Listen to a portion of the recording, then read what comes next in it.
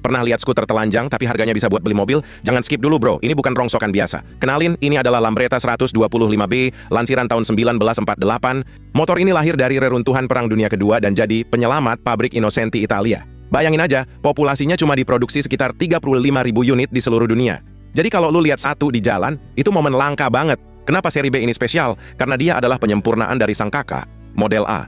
Coba perhatiin bagian belakangnya. Model B ini udah dibekali suspensi belakang, jadi pinggang lu nggak bakal remuk kalau lewat jalan rusak.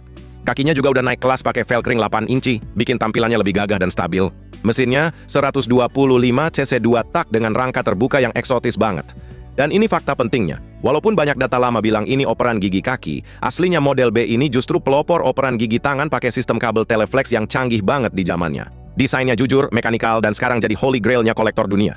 Kalau lu nemu harta karun ini di gudang kakek lu, fix lu kaya mendadak. Gimana menurut lu? Lebih keren Vespa tua atau Lambretta telanjang gini?